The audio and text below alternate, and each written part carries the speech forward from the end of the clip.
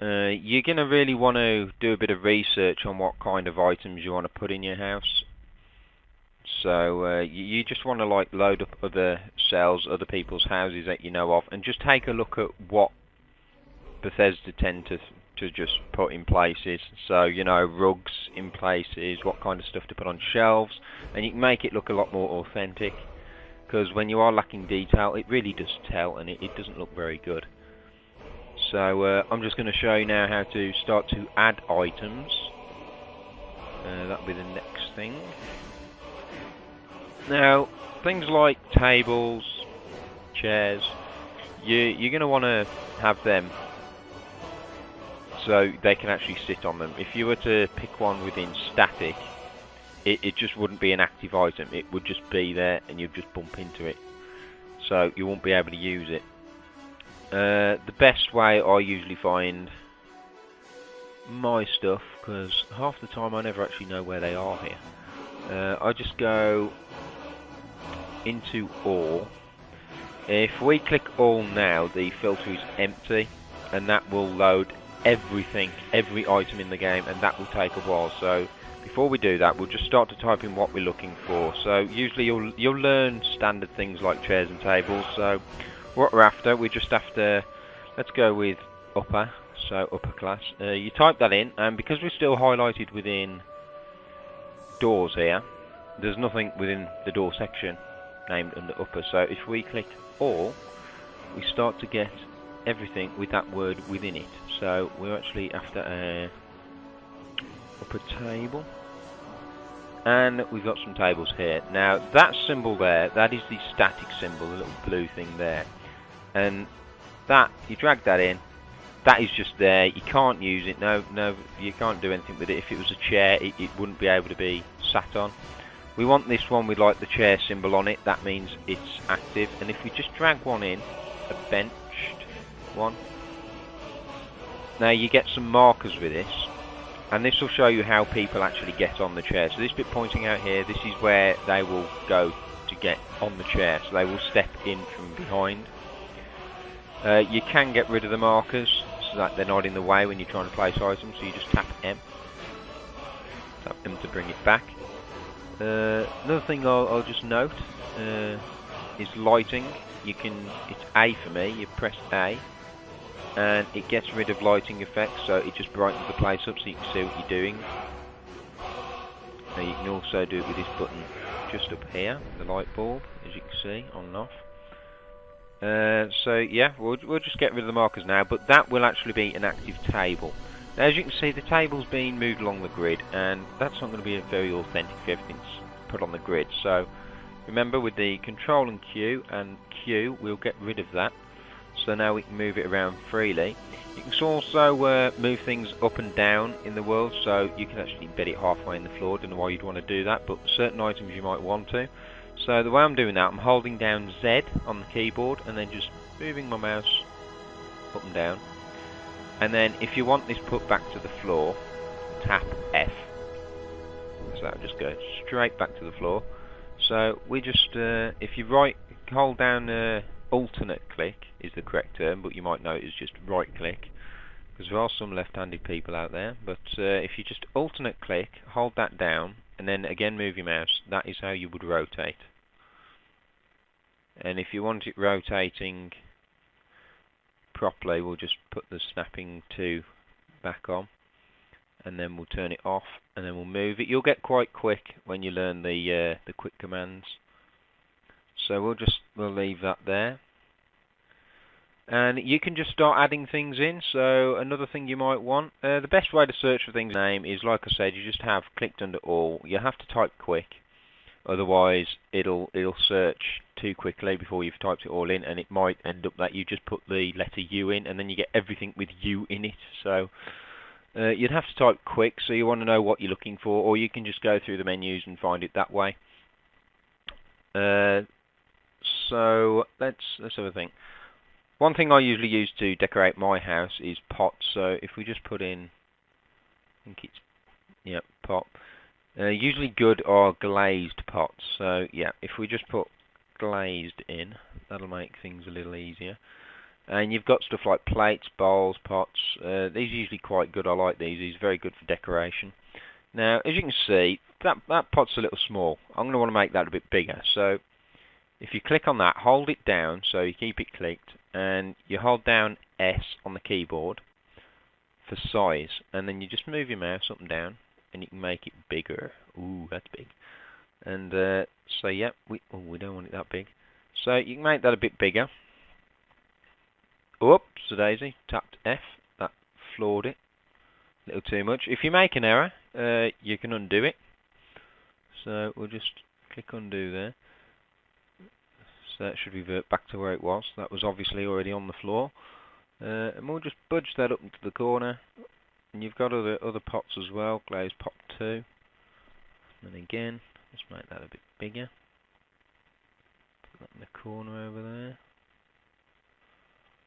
So yeah, you just start filling the house. A lot of things are like wall decorations. So you can get like wall-mounted bears and stuff like that. So you just drag, put them on the wall, put the snap to on so it's straight, turn it off, put it up to the wall. You get quite quick at doing this kind of stuff, and then you can just start filling the house with things. Same with beds and all that. You just basically type it in. You can get all sorts of wall-mounted things. One thing that they do tend to put on the walls to decorate an awful lot. If you look in the game, you'll actually see a hell of a lot of these things. But it's wall baskets.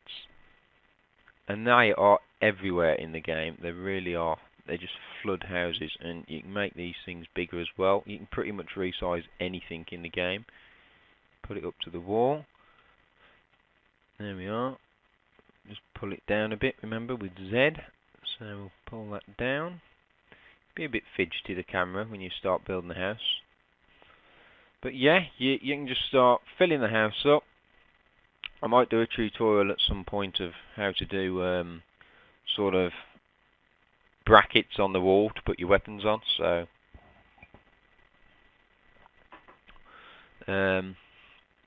yep, there's one thing I can show you here. I'll do lighting now, I think. Let's just have a... So I'll do lighting. Lighting is very different. It's actually a lot simpler than you think. While you're doing your lighting, you want to turn this little bulb off. So you want it like that. So you can see how it will truly look. I've had a bit of trouble with lighting sometimes. It flickers on and off depending on where you walk in the house. You have a few problems. The way to fix that usually is just delete the light, try again. You can have a few problems sometimes. But what we want to do for lighting is obviously underworld objects and light. Let's wipe the filter. And we'll get a whole list of all the lights you can get in the game. Now you get certain lights like sunlight and all that. So you go through, pick a light, drag it in. Oh, markers are off. If you've got that problem, just tap M, because if you turn the markers off, you won't see the light you've dragged in. Oh, we've got a blue light. Yep. So yeah, you just start putting lights in. You put the right lights in that you want. As I said, when you go into the actual cell and change the lighting, should be able to show you this here now. Yep. Lighting, you can get template lights, so you can have it like coloured or lit up to a certain place in the world. Excuse me, like a mine. So as you change it, you might not see much of a change. I usually set mine to default because it puts it nice and dark and it lets my own lighting do the job. And as you can see, it's gone very dark in there now, as I've selected that. You can select a different one, have it a bit brighter. I find it a lot better, the lighting looks much better if I just have it as dark as this and then let my own lights brighten the place up. One thing you might want, if you just start to type it in, you should get it. No, we'll put it in the filter. You'd want sunlight coming through the window, so if you just type in sunlight, you get all these different sunlights. Default is usually always a good one to go for. Drag and drop that in. You get different shapes sort of lights. I don't think we really want that one. You get your normal one here, and if you've got one which is the same but NS, that's basically no shadow. So it won't cast any shadows on items, as you can see, no shadows whatsoever. You can have ones with shadows, and if you do that, you don't want too many of them. You want about 4 at the most within one loaded area. Otherwise, your game is going to lag an awful lot. It's trying to load too many lighting effects. But this one looks pretty good, the window, so we'll just move it up. One thing that was bugging me for a while, and it's amazing how simple it is the light really wasn't across and covering as much as I wanted. And if you just click and hold down, and you do this just like you resize an item, so you hold down S and you move the mouse, and you can actually brighten up as much of the space as you want. So you can have the sunlight cover a lot more ground.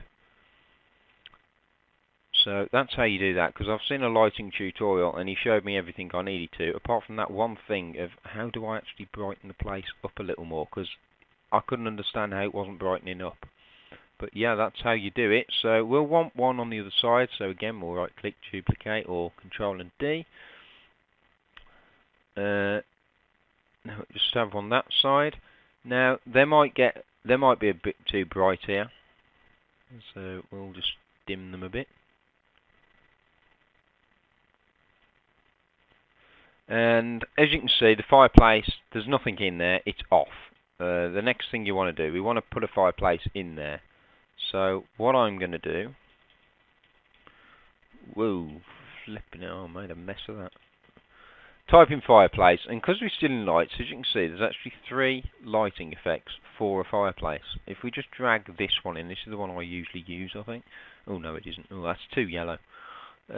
Just solitude in default light, and that is the light for a fireplace, which you can tell a mile off.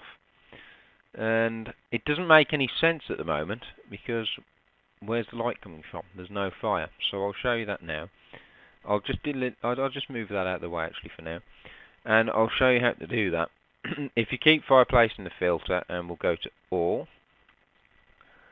And as you can see, we've got a number of things here. The main good one here, this little symbol there, that usually means an active sort of fire, which will be burning.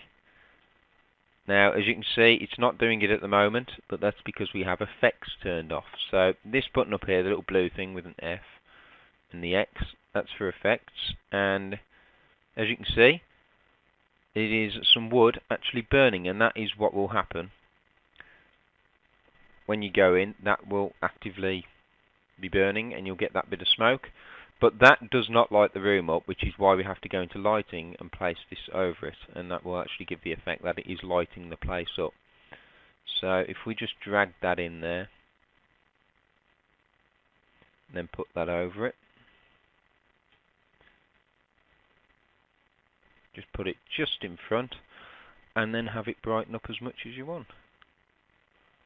And as you can see, you start to get a great effect in the room.